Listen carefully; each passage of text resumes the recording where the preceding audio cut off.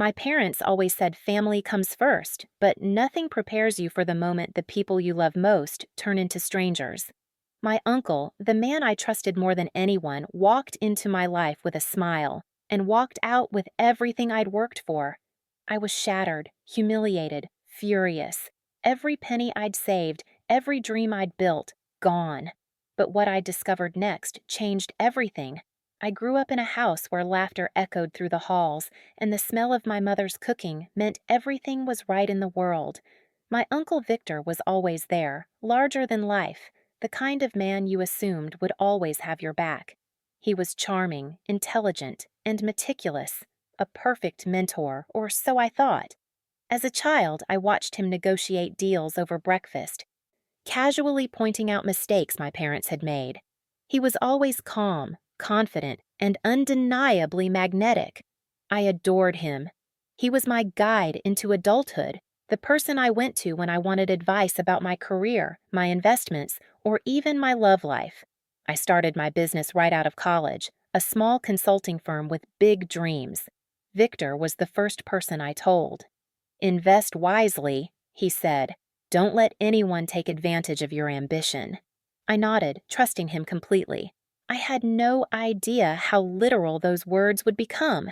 My life was ordinary but beautiful. I had friends who supported me, clients who respected me, and a family I loved. I remember evenings spent laughing over wine at my apartment, telling Victor about my latest pitch or a new client. He always smiled, gave advice, and encouraged me. He said things like, "You're going to be unstoppable, Emma." I believed him.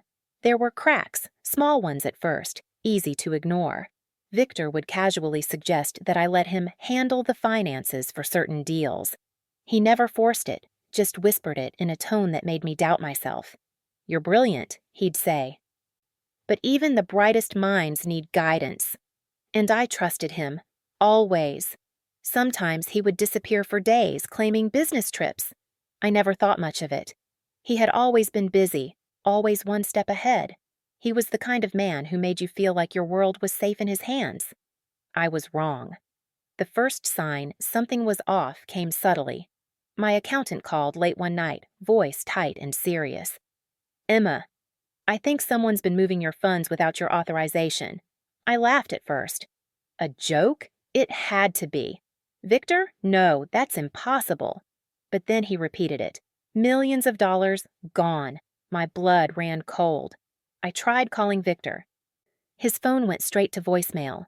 Panic started to claw at me, sharp and unrelenting. My fingers shook as I reread the bank statements. Every account drained, every investment transferred. My world, meticulously built, vanished overnight. I remember sitting on my living room floor, the city lights streaming through the window, feeling like I'd fallen through an abyss. My life had been a story of trust, love, and careful planning, and in an instant it had been stripped away. Every laugh, every shared secret with Victor, every lesson he had taught me, tainted by betrayal. Victor was charming, ruthless, and now completely untouchable. He had played his part perfectly, trusted uncle, mentor, family man, and I had fallen for it, every word, every smile. I felt naive, humiliated, and furious. How could someone I loved betray me so completely? How could family become the enemy? I couldn't sleep for days. My mind raced with questions, with fury. I paced my apartment, replaying memories, trying to make sense of it all. How had I missed the signs? The small slips, the late-night calls, the casual suggestions that always seemed innocent. They weren't innocent. They were all part of the plan. I thought about my parents. They were so trusting, so sure of Victor's intentions. They would never suspect him, and I couldn't tell them, not yet. Not while I felt like a fool, drained and powerless. But something inside me stirred, a spark of resolve I didn't know I had. I started digging quietly. Late nights with spreadsheets and bank records. Small, careful moves to understand what Victor had done, how he had done it, and what mistakes he had made. He had underestimated me. He thought I would crumble. He thought I was naive. He had no idea I was already plotting. I remembered the way he used to boast about his deals, about his cunning, as if he were untouchable. That overconfidence was my opening. I just had to find the key. And I would. It was in one careless document left on his desk during a family dinner, a signed contract that didn't belong to him, proof he hadn't destroyed completely.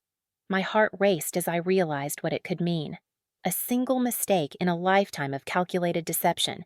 A crack in his armor. I smiled for the first time since discovering the betrayal. Not a happy smile, a dangerous one. A smile that said, "You won't see this coming." I knew I couldn't rush. I had to be meticulous. I had to be patient. Every step, every move calculated to ensure that when the time came, I would not just recover what was mine, but leave him with nothing. Victor had underestimated me, and that was his fatal flaw. He didn't know that I was already 2 steps ahead. That spark of anger, that fire of betrayal had transformed into something sharper, colder, unstoppable. I spent weeks watching, learning, piecing together his habits, his weaknesses. He was arrogant, predictable, and most importantly, careless when he thought he was untouchable, and I would use it. Every detail, every oversight, every misplaced confidence, weaponized. And that's when I realized this wasn't just about money. This was about justice, about proving to him and to myself that I was stronger than the person who had tried to destroy me. I had lost so much, but I hadn't lost everything. Not yet. But what I discovered next changed everything. I woke up that morning hoping it was a mistake. Maybe my accountant had misread the numbers. Maybe Victor had a logical explanation. But deep down, I knew. My stomach churned as I dialed his number. "Victor, we need to talk," I said, my voice trembling. "Oh, Emma," he replied, that infuriating calm in his tone. "Everything's fine. There's nothing to worry about." "Nothing to worry about?" I spat. "Millions. Millions are gone. My accounts, empty. How could you do this?" There was a pause, a calculated silence. "I told you, Emma, you don't understand business like I do." "I was protecting you from mistakes you couldn't even see coming." "Protecting me?" I laughed bitterly. "By stealing everything I worked for? By turning my life upside down?" "You'll thank me someday," he said softly, the kind of soft that makes your skin crawl. I slammed the phone down. My hands shook. My vision blurred with tears and rage. It kept getting worse. Every call I made, to banks, to lawyers, was blocked. Victor had anticipated every move. Every escape route, every lifeline I thought I had, cut off before I even reached for it. I remember sitting at my kitchen table staring at the paperwork, my fingers tracing the numbers that didn't belong, the investments I had painstakingly built. Gone.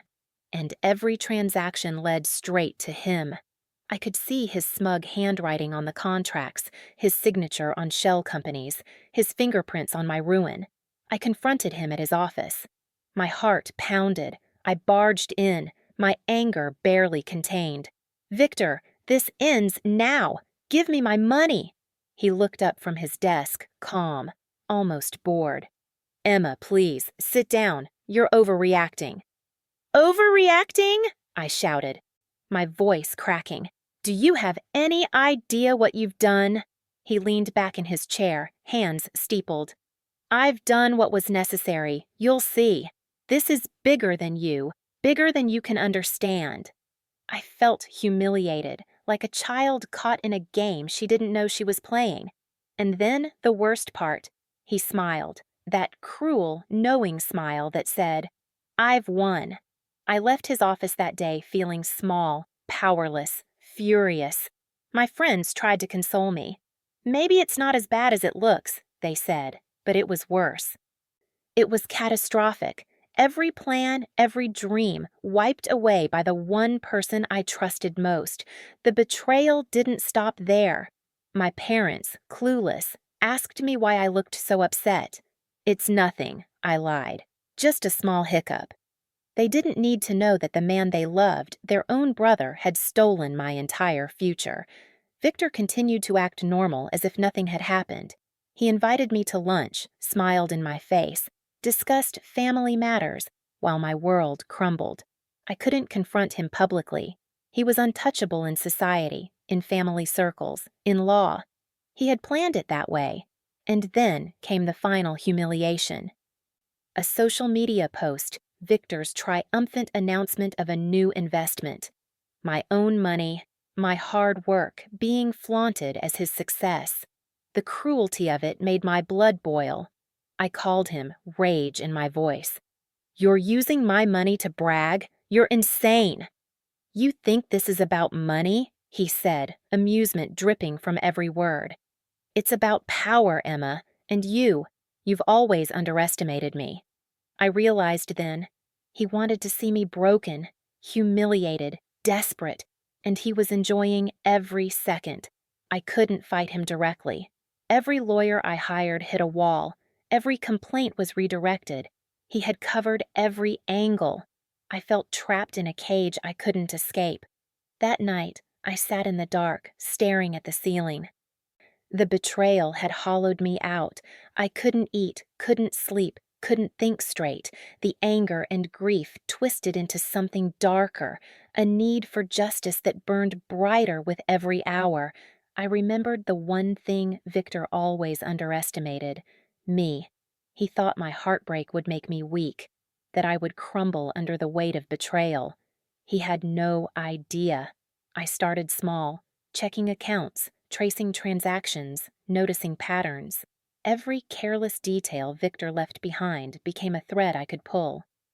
And I realized he wasn't perfect. He had slipped. Once, twice, enough for someone paying attention to notice. I found a clue in his careless arrogance, an email chain between Victor and one of his so-called trusted associates. He had bragged about moving funds, about being untouchable. It was arrogant, reckless, and it was exactly what I needed. I smiled through tears. The betrayal had hurt, yes, but it had also shown me his weaknesses, and that knowledge was powerful. I began talking to insiders quietly, not friends, not family, people who had worked with Victor, who had seen cracks in his empire but were too scared to act. I listened. I took notes. I learned everything I could without him knowing. Each night, the rage turned into a plan, a precise, meticulous plan. I wasn't going to let this go. Not now, not ever.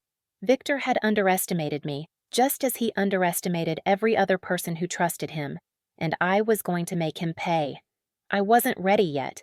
I had to wait, gather proof, and strike when he least expected it. Every move would be calculated, every step a trap. Every lie he told would become his downfall. I remember whispering to myself in the dark, anger and determination mixing into one. You think you've won, Victor, but you've only just started your last chapter. And that's when I saw it. A small mistake, buried in his paperwork, a tiny oversight. My heart raced. That one error could unravel everything.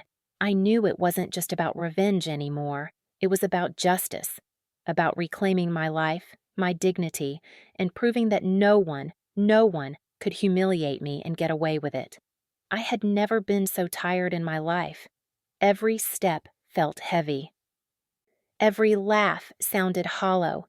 The world kept moving on around me. People meeting deadlines, couples holding hands, colleagues sending lunch invites, while mine had stopped. I would sit at my kitchen table and watch the sunlight move across the floor like it was mocking me. Time had become a slow, cruel thing. That night on the floor of my apartment was a black hole I couldn't climb out of. My phone buzzed with messages I didn't want to read. My parents called. Their voices trembled. "We'll sort this out, Em," my mother said, and I wanted to tell her everything but couldn't. How do you tell your parents that their brother emptied your life? I thought about giving up. I thought about disappearing. It felt like the easier choice. Pack a bag, change my number, skip town and start over. The shame would go with me, but so would the memory of being stabbed by family. It was tempting, but the flash of a document on Victor's desk the week before came back to me. A single careless thing he had left on the coffee table after dessert. I had seen it briefly while reaching for the sugar, a name I didn't recognize, a company I had never heard of. At the time, I'd thought nothing of it. Now, it felt like a ghost tapping me on the shoulder. The next morning, I woke early. I brewed coffee I couldn't taste. I opened my laptop and forced my hands to work. My sleep-deprived eyes scanned emails again and again. Patterns emerged when you stared long enough. The flows of money, the odd routing through islands and numbered companies, names that repeated, an accountant who popped up more than he should. Then it happened. A late-night message I wasn't supposed to see. An email sent to the wrong person. Victor's arrogance spilled into a mistyped address. He had congratulated himself on wrapping up Emma's transfers and casually mentioned a banker in Geneva who managed the offshore account. He signed off with an inside joke and his initials. My stomach dropped. For the first time since dawn of this nightmare, I felt something like clarity. I printed the email. The paper trembled in my hands. Proof. Not everything, but a crack big enough to pry open the door. I felt rage and relief at the same time. A dangerous cocktail. It gave me focus. But focus without firepower is just hope. I needed people. I needed someone who had walked Victor's corridors, who knew the smell of his lies and the rhythm of his deceptions. I thought of Clara. Clara had been on the periphery of Victor's life for years. She left quietly, taking a small pile of his clients with her, and then vanished. People whispered that she had been burned enough to never return. I tracked her down through a friend of a friend. The first call was terse. She spoke like someone who'd built a wall and kept the door locked. "Emma," she said when I finally reached her. Her voice was low, guarded. "If you're calling because you want revenge, I don't do emotional storms. I do clean work." "I don't want to be dramatic," I said. "I just want what's mine." She was silent for a long moment. Then, "Victor made enemies. He also made mistakes. Meet me, but come prepared." We met in a cafe with heavy curtains and polite staff. Clara was smaller than I expected, with eyes that measured a person like a ledger. She ordered black coffee and watched me like she could weigh my sincerity. When I slid the printed email across the table, she didn't flinch. She read it once, twice, then smiled. Not a friendly smile, but the kind that sharpens a blade. "He's careless when he thinks he's untouchable," she said. "That's a weakness you can exploit. But you'll need more than a printed email. You'll need corroboration, witnesses, paper trails that show intent. And you'll need a plan that doesn't scream revenge, something that looks like legitimate investigation. Otherwise, he'll hide behind legal walls until you're penniless and exhausted." Her words were cold, clinical. They made sense. She explained how Victor used nominees and shell companies, how he laundered money through consulting fees, phony invoices, and trust funds in jurisdictions that promised to never ask questions. She spoke of gatekeepers, bankers, lawyers, who prized discretion over legality. She named names. My head spun with how much there was to untangle. We started small. We built a ledger of every person who had ever worked with Victor in a financial capacity. We traced relationships, cross-referenced signatures, looked for anomalies in timestamps and round numbers, Victor's favored trick. Night after night we worked, sometimes until dawn, peeling back layer after layer.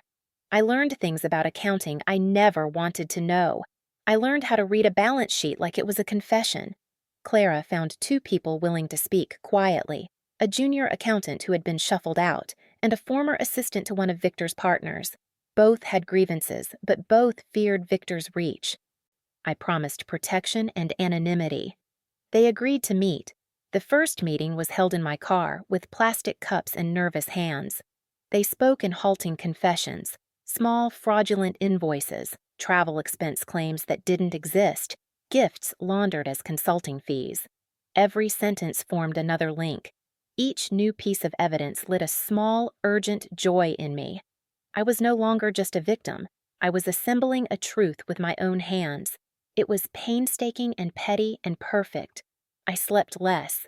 I watched Victor at every family event with hawk eyes, learning his tells, how he curved his fingers when lying, the way he avoided direct questions about money. One night, as we sifted through documents, Clara stopped and looked at me hard. Emotion will destroy this. If you let hate lead, you'll make mistakes. Cold is better. Cold and patient. I'm cold, I lied. My hands shook. She nodded. Good. Because patience is what will kill him. He's built his life on being first. We'll let him move, and then we'll trap him in his own momentum. Her plan was surgical. We would not attack publicly. We would create a pressure chamber. Regulatory complaints would be filed in multiple jurisdictions, timed to coincide. Anonymous tips to financial journalists would be leaked. We would secure sworn statements from former colleagues. We would set a trap where Victor, in his arrogance, would reveal his hand, perhaps by boasting to a new investor, by making a careless transfer, or by celebrating a deal publicly that depended on laundered funds. The work was slow. It required patience that felt like torture. We had to be invisible. We set up burner emails, used encrypted channels, and met in places that couldn't be traced. I learned to keep my expression neutral when Victor told a joke across the dinner table. I kept my voice steady when he spoke about his successes. I kept my anger behind a door that only I could open. And yet, even as we moved in silence, doubt crept in. Would the law move fast enough? Would Victor cover tracks we hadn't yet seen? Would someone betray us before we were ready? Late one night, tired and wired, Clara handed me a folder. Inside, bank statements showing a transfer from one of Victor's shell companies into an account linked to a charitable trust he used as a front. The transfer was massive. The date was recent. The description was vague. Grant. But the account name matched the email from Geneva. It's small, Clara said, but it's real. Enough to open a door. I looked at the paper until the ink blurred. This was the hinge. This was the moment when the slow, aching climb out of the abyss became possible. I felt something shift inside me, an almost childlike anticipation, the kind you feel before a performance when the lights dim and the audience leans forward. This is it, I whispered. We can do this. Clara's eyes were steady. We can, but we wait. We let him make the next move. He always moves when he thinks he's safe. So we waited. We watched. We prepared. I had been to the bottom and stayed. This time, I was climbing, and when I reached the top, Victor would not recognize the woman who stood in his way. We waited until he grew careless again. It didn't take long. Arrogance is a predictably dangerous companion. Victor celebrated too loudly. He posted photos at galas. He name-dropped new investors. He sent toast-worthy emails that read like confessions to anyone who knew how to read between the lines. That was our opening. Clara and I staged the pressure exactly like she described. Quiet, surgical.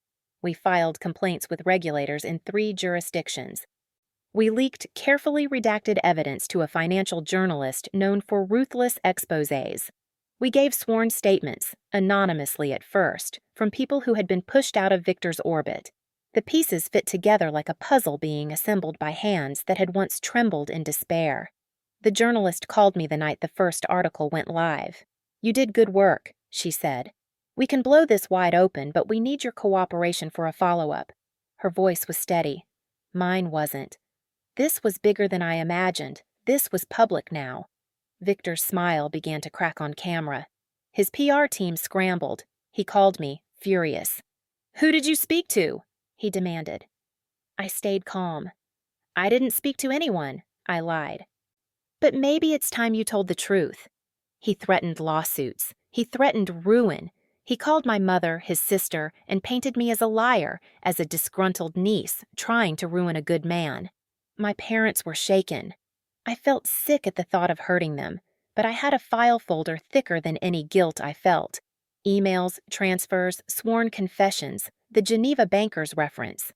We were ready. The regulators moved faster than I expected. Banks froze accounts. Auditors descended on his offices like vultures. The charity he touted as his passion project was audited. The investor poised to sign on, one Victor had publicly courted, pulled out after a single phone call to Clara. She had spoken plainly. She had names. She had dates. Victor lashed out. He called press conferences. He hired lawyers with deep pockets and loud voices. He wheeled out witnesses who would swear he was a pillar of the community. He smiled at cameras and called the accusations slanderous. But truth is a patient thing. It doesn't always crash a man in a single moment. Sometimes it trickles. Sometimes it seeps.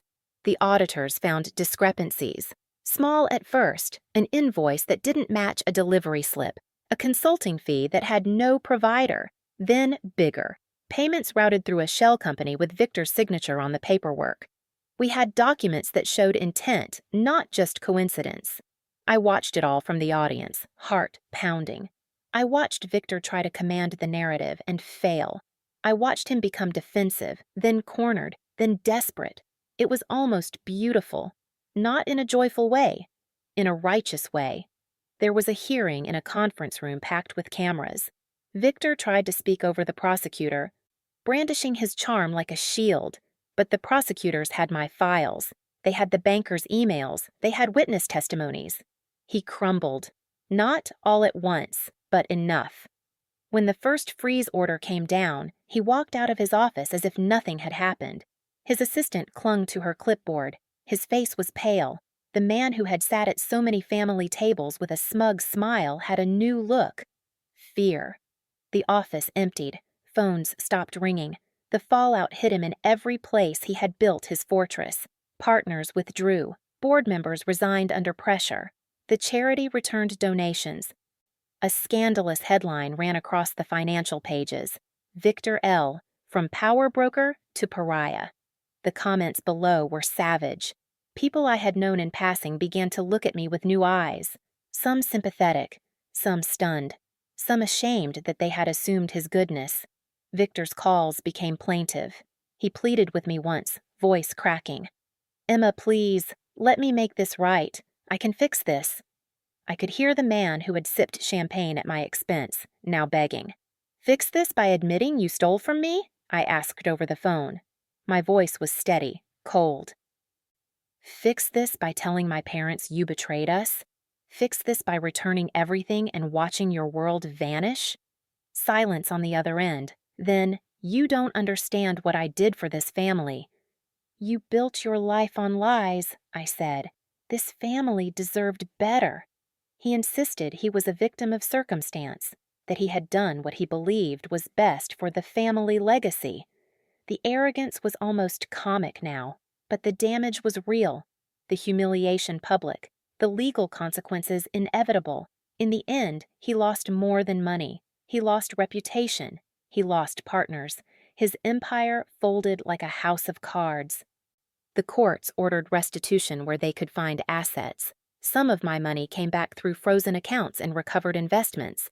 Not all, but enough to rebuild the spine of my life.